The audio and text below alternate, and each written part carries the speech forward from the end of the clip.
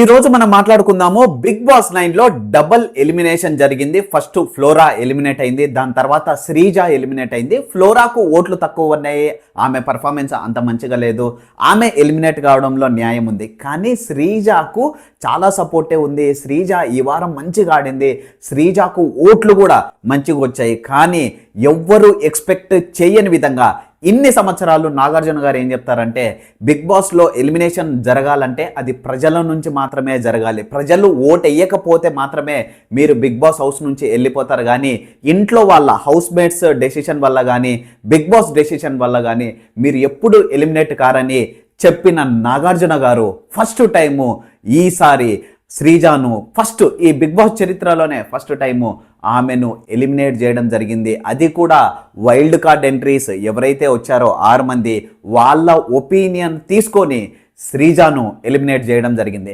శ్రీజాను ఈ విధంగా అన్యాయంగా ఎలిమినేట్ చేశారని ఎంతమందికి అనిపించిందో ప్లీజ్ కామెంట్ రూపంలో మీ అభిప్రాయాన్ని తెలియజేయండి.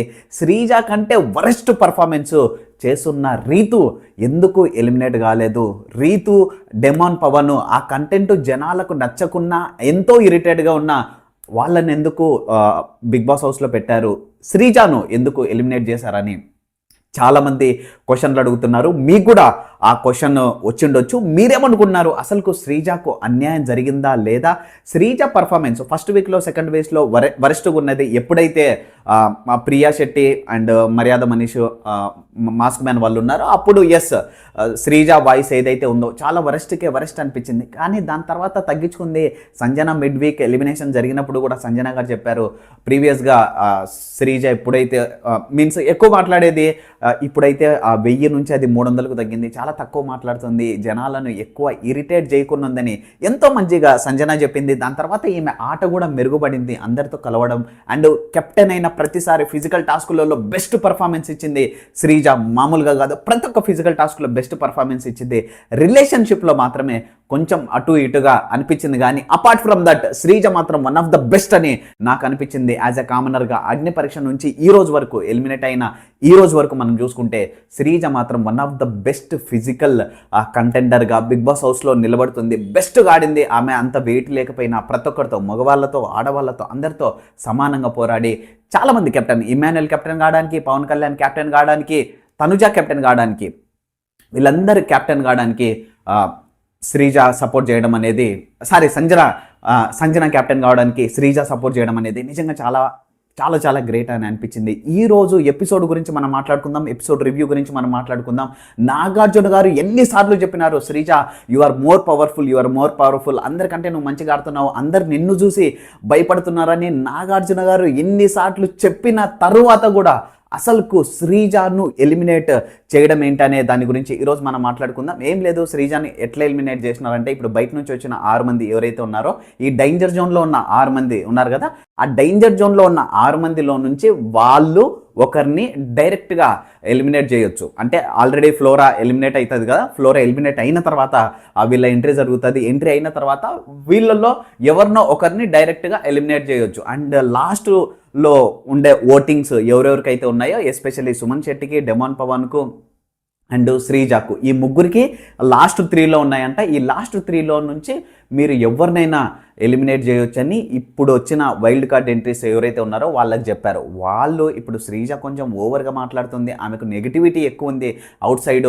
ఆమెకు సపోర్ట్ లేదు, ఆమె కామనర్ అని ఆమెను ఎలిమినేట్ చేశారా, అండ్ లేకపోతే ఈమె కొంచెం వాగ్వాదం ఎక్కువ, ఈమెతో మేము పోరాడలేము అని చేశారా, ఈమె స్ట్రాంగ్ అని చేశారా, లేకుంటే ఈమెకు వ్యాలిడ్ పాయింట్స్ ఉన్నాయని చేశారా, లేకపోతే ఎస్పెషల్లీ ఈమెను ఎందుకు చేయాలంటే అందరికంటే ఎక్కువ మీన్స్ వాయిస్ రైజ్ చేసేది, న్యాయంగా మాట్లాడేది అండ్ ఉండేది లేకున్నా లేనిది ఉన్నట్టు కొంచెము అనవసరంగా ప్రాబ్లమ్స్ క్రియేట్ చేసేది శ్రీజ అని ఆమెను తీయాలని అనుకున్నారా అనేది కామెంట్ రూపంలో మీ అభిప్రాయాన్ని తెలియజేయండి. అండ్ డెమాన్ పవర్ని ఎందుకు వాళ్ళు ఎలిమినేట్ చేయలేదు? ఒక డెమాన్ పవన్ ఒక strong contender, physically strong and emotionally కాదు. రీతుతో ఉన్న బాండింగ్ అయితే పొరపాటం కూడా కాదు, అది అందరికీ తెలుసు.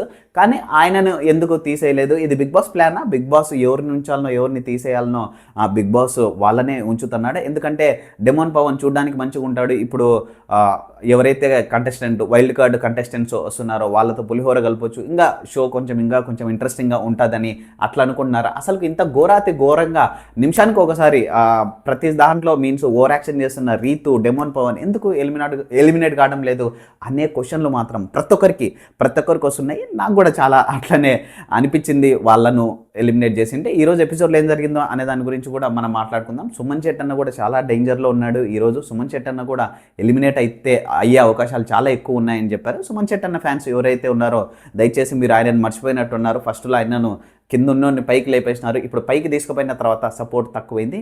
నెక్స్ట్ టైం ఒకవేళ ఆయన నామినేషన్స్లో ఉంటే మీ ఓటు మాత్రం మర్చిపోకుండా వేయడానికైతే ట్రై చేయండి. ఈరోజు మనం మాట్లాడుకుందాం ఎపిసోడ్లో ఏం జరిగింది, ఎపిసోడ్కు సంబంధించిన మెయిన్ ఇన్ఫర్మేషన్ గురించి మనం మాట్లాడుకుందాం. నాగార్జున గారు ఎవరెవరికి స్ట్రోక్స్ ఇచ్చినారు, ఏ రకమైన వాళ్ళకు పంచులు వేసినాడు. మామూలు పంచులు కాదు, వార్నింగ్లు అయితే మామూలు వార్నింగ్లు కాదు. ఆ వార్నింగ్లు చూసి నిజంగా మీరు షాక్ అయ్యే అవకాశాలు చాలా ఎక్కువగా ఉంటాయి. బిఫోర్ నేను దీని గురించి మాట్లాడే ముందు ప్లీజ్ నా ఛానల్ మీరు ఫస్ట్ టైం చూస్తుంటే ప్లీజ్ లైక్ చేయండి, సబ్స్క్రైబ్ చేసుకోకపోతే ప్లీజ్ సబ్స్క్రైబ్ చేయండి. చిన్న ఛానల్, మీరు హైప్ చేయడం వల్ల, హైప్ అనే ఆప్షన్ ఉంది, హైప్ చేయడం వల్ల ఇది ఇంకా కొందరికి పోవడానికి హెల్ప్ అవుతుంది. ప్లీజ్ ఒక 100 లైక్లు నేను ఎక్స్పెక్ట్ చేస్తున్నాను. 100నే చిన్నోనే, లక్షల్లో కాదు, వేలలో కాదు. ప్లీజ్ మీరు అనుకుంటే ఎవరినైనా ఒక మంచిగా మీరు ప్రమోట్ చేస్తారు అంటే ముందుకు తీసుకుపోతారు. ప్లీజ్ మీకు ఇష్టమైతే, నా కంటెంట్ మీకు నచ్చుతుంటే ప్లీజ్ సపోర్ట్ చేయండి. ఈరోజు మనం మాట్లాడుకుందాం నాగార్జున గారు వచ్చిన వెంటనే ఎవరైతే ఆడియన్స్ ఉన్నారో ఆ ఆడియన్స్లో వాళ్ళతో మాట్లాడారు. ఒక ఆమె యూకే నుంచి వచ్చింది, ఆమెతో మాట్లాడారు. ఆమె నీకు ఇష్టమైన కంటెండర్ ఎవరంటే ఇమ్మాన్యుయల్ అని చెప్పింది. ఇష్టం లేని వాళ్ళు ఎవరంటే బర్నీ, ఆయనకు బంధాలు ఎక్కువ ఉన్నాయి, ఆట తక్కువైందని డైరెక్ట్గా చెప్పింది. వెంటనే శుక్రవారం ఏదైతే జరిగిందో శుక్రవారం దాని గురించి మాట్లాడినారు. అప్పుడు బర్నీ, తనుజ వాళ్ళిద్దరు కలిసి మాట్లాడుతున్నారు. బర్నీ, తనుజ వాళ్ళిద్దరు ఏం మాట్లాడుతున్నారు అంటే, అదే నీకు ఎవరు సపోర్ట్ చేయలేదమ్మా, నేనే సపోర్ట్ చేసినాను, నేనే నీకు సపోర్ట్ చేస్తున్నాను, అందరు నిన్ను జస్ట్ వాడుకుంటున్నారు తనుజ, నువ్వు కొంచెం ఆలోచించు, నువ్వు ఎమోషనల్గా ఎక్కువ ఉండకు, అన్ని రకాలుగా నువ్వు ఆలోచించు అనేది బర్నీ వద్దనుకుంటున్నాడు తనుజతో రిలేషన్ అనేది. ఈ నాన్న అనే ఏ రిలేషన్ ఏదైతే ఉందో పరమ చిరాకు అనిపించింది. జీన్స్ తెలుసు కదా మీకు, ఈటీవీలో జీన్స్ అన్ని వస్తున్నది, సుమ గారు యాంకర్గా ఉన్నారు. దాంట్లో కూడా పెద్దనాయన చిన్నాయన ఇవన్నీ ఉన్నాయి కదా, అమ్మ నాయన తమ్ముడు చెల్లి, ఇవన్నీ ఏవైతే బంధాలు ఉన్నాయో ఇన్ని బంధాలు అసలు బిగ్ బాస్ హౌస్లోనే చూస్తున్నాం. సంబంధం లేని వాళ్ళని తెలిసి అలా పెట్టడం, అసలు బంధాలు అనడం ఇరిటేషన్గా ఉంది. స్టార్ట్ చేసినారు, అది అయిపోయిన వెంటనే ఒక చిన్న టాస్క్ పెట్టినారు. ఆ టాస్క్ పెట్టిన వెంటనే టాస్క్లో గెలిచిన వాళ్ళకు 5 నెలలు ఫ్రీగా వాళ్ళకు అది ఆయిల్ సప్లై చేస్తాం. ఆ ఆయిల్ వాళ్ళకు పండగనే, ఇంకా వాళ్ళు ఆయిల్ కొనుక్కోవాల్సిన అవసరం ఉండదు. వెంటనే స్టార్ట్ అయింది. నాగార్జున గారు కౌంట్ డౌన్ స్టార్ట్ చేయడం తనుజాతోనే చేసినాడు. తనుజాకు అన్యాయం జరిగింది కెప్టెన్షిప్లో అనేది పక్కా ఈరోజు ప్రూవ్ అయిపోయింది. ఎందుకంటే డెమోన్ పవన్ వాంటెడ్గా బర్నీ గారు ఎప్పుడైతే పవన్ కళ్యాణ్ టచ్ చేసినాడో అప్పుడు డెమోన్ పవన్ మోసం చేసి అది కాల్తో ఏదైతే చూపించినాడో అది అన్యాయం అని చూపించినాడు. ఎందుకంటే బిగ్ బాస్ 24 గంటలు కెమెరా కింద ఉంటారు, నువ్వు మోసం చేసే నువ్వు పట్టుకోలేవా? పట్టుకున్నారు, రెడ్ హ్యాండెడ్గా పట్టుకున్నారు ఇద్దరిని. కానీ తనుజాకి ఏం చెప్పినాడు బిగ్ బాస్ అంటే, ఇది నువ్వు మనసులో పెట్టుకోమ్మా, అంటే నువ్వు దీని గురించి మాట్లాడుతుంది ఆమె, నువ్వు మనసులో పెట్టుకోమ్మా, ఇప్పుడేం మాట్లాడాక నువ్వు బయటకు వచ్చినాక మాట్లాడని ఆమెను కన్ఫెస్ రూమ్లోకి పిలిపించి నాగార్జున గారు వీడియో చూపించిన తర్వాత మైండ్ బ్లాక్ అయిపోయింది. దాని తర్వాత ఇప్పుడు ఎవరెవరైతే టాస్క్లలో గెలిచినారో వాళ్ళకందరికీ గోల్డెన్ బ్యాడ్జ్లు ఏవైతే ఉన్నాయో అవి ఇవ్వడం జరిగింది. దాంట్లో తనుజ ఉంది, దివ్య ఉంది అండ్ పవన్ కళ్యాణ్ వీళ్ళు ఉన్నారు కదా, బర్నీ కూడా ఉన్నాడు. సో ఎవరైతే గెలిచారో వాళ్ళకు గోల్డెన్ బ్యాడ్జీలు, ఎవరైతే ఓడిపోయారో వాళ్ళకు బ్లాక్ కలర్ బ్యాడ్జీలు అనేటివి పెట్టడం జరిగింది. దాని తర్వాత మాట్లాడుకుంటే కొన్ని కన్వర్జేషన్లు జరిగినాయి. అంటే ఇంపార్టెంట్ కన్వర్జేషన్ల గురించి మనం మాట్లాడుకుందాం. ఎందుకంటే వీడియో చిన్నది, పూర్తి వీడియో అంటే ఎవరు జనాలు ఎక్కువ చూడకున్నారు కాబట్టి జనాల సపోర్ట్ ఏ విధంగా అయితే పెరుగుతుందో నేను పూర్తిగా ఎక్స్ప్లెనేషన్ చేయడానికి, పూర్తిగా రివ్యూ ఇంకా బెటర్ వేలో చెప్పడానికి నేను ట్రై చేసి ఉంటాను. కాబట్టి కొంచెం అంటే నేను సపోర్ట్ కోసం చూస్తున్నాను కాబట్టి లైక్, సబ్స్క్రైబ్ అండ్ హైప్ అయితే మాత్రం మర్చిపోద్దండి. నెక్స్ట్ మాట్లాడినాడు నాగార్జున గారు ఎవరితో అంటే రాముతో మాట్లాడినాడు. రాము, నువ్వు కెప్టెన్షిప్ మాత్రం మంచిగా చేసినావా, మామూలుగా కాదు, అసలుకు నీ అంత ఆ కెప్టెన్షిప్ ఈ బిగ్ బాస్ ఇంతవరకు ఇప్పుడు జరిగినాయి కదా 5 వారాలు, 5 వారాలలో ఎవరిని చూడలేదు, నువ్వు మాత్రం బెస్ట్ అయ్యా, నిన్ను ఇంటర్నేషనల్ క్రికెట్లు జరిగేటప్పుడు నిన్ను ప్రమోట్ చేస్తాను, నిన్ను అంపెర్గా పెడతాను అన్నట్టు డైరెక్ట్ చెప్పడం జరిగింది. మామూలు కాదు. అండ్ రాము రాథోడ్ నిజంగానే జెన్యూన్గా ఉన్నాడు, ప్రతి దాంట్లో స్టాండ్ తీసుకున్నాడు, ప్రతి దాంట్లో ప్రతిదీ అందరికీ చెప్పడం జరిగింది. ఎస్పెషల్లీ సంజన మ్యాటర్లో సంజన కొంచెం హెల్త్ బాగాలేదని చెప్పినా కూడా ఆడ కొంచెం ఇన్ఫ్లుయెన్స్ అయినాడు, బర్నీ ఇన్ఫ్లుయెన్స్ చేసినాడు, ఆమెను లేదు కాదు నువ్వు ఇప్పుడే వెళ్ళిపోవాలి ఇంట్లో నుంచి, లేకపోతే నీ మీద పోలీస్ కేడర్స్ పెడతా అన్నట్టు ఆమెకు చెప్పి, ఆమెకు హెల్త్ బాగాలేదు నేను నెక్స్ట్ డే షిఫ్ట్ అవుతానంటే లేదు బిగ్ బాస్ రూల్కి అది విరుద్ధమని బరిని ఈయనకు వచ్చి చెప్పిన తర్వాత అది మార్చుకున్నాడు. అది తప్ప టాస్కులలో కానీ అండ్ సంచాలకుగా కానీ బెస్ట్ పర్ఫార్మెన్స్ ఇచ్చినాడు రాము అని నాకు అనిపించింది. మీకేమనిపించిందో కామెంట్ రూపంలో మీ అభిప్రాయాన్ని తెలియజేయండి. దాని తర్వాత ఇమ్మాన్యుయల్, దాని తర్వాత ఇమ్మాన్యుయల్ని బెస్ట్గానే చెప్పాలని ట్రై చేసినాడు, కానీ ఇమ్మాన్యుయల్ గురించి బెస్ట్ చెప్పడానికి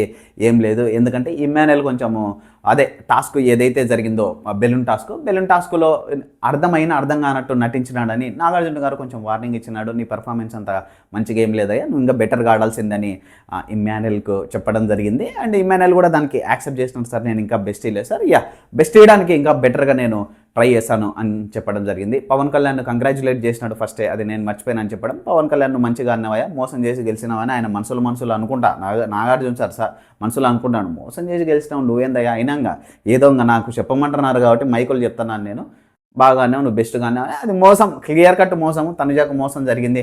తనుజా మీద ఇరిటేషన్ వచ్చిన వాళ్ళకందరికీ కూడా కొంచెము ప్రేమ వచ్చింది ఈరోజు నిజంగా అని అనిపించింది. దాని తర్వాత డిస్కషన్లు బరిణి గారికి వచ్చినాయి. బరిణి గారిని డైరెక్ట్గా అటాక్ చేసినాడు నాగార్జున గారని ఈరోజు అయితే పక్క నాకు అర్థమైంది. ఏమన్నాడంటే మరి నేను మోసం చేసినావా లేదా డెమోన్ పవన్ టాస్క్లు అంటే, సార్ నాకు కూడా అనిపించింది, అంటే నాకు ఎగ్జాక్ట్గా తెలియదు కానీ నేను కింద వన్నాను, నేనే ఫస్ట్ వన్నట్టున్నానని నాకు అనిపించింది, నేను రియలైజ్ అయినాను సార్ అని ఒప్పుకున్నాడు. దాని తర్వాత వీడియో చూపించినారు, ఫ్లోరా పర్పస్లీ చేసింది, ఎందుకంటే ఫ్లోరాకు రీతు డెమోన్ పవన్ అంటే పడదు కాబట్టి గేమ్ అదంతా ఆటలో పాటే, ఆమెనేం తప్ప నీకు అనలేదు, ఎందుకంటే ఆమె ఇప్పుడు ఎలిమినేట్ అయింది కాబట్టి ఎందుకు పాపం ఆమెను కొంచెం ఆమె గురించి నెగిటివ్ మాట్లాడడం కూడా, పాపం తెలుగు రాకపోయినా కొంచెం ట్రై చేసింది ఫస్ట్ వీక్, ఈ వీకే ఆమె కొంచెం బెటర్గా పర్ఫార్మెన్స్ చేయడానికి ట్రై చేసింది.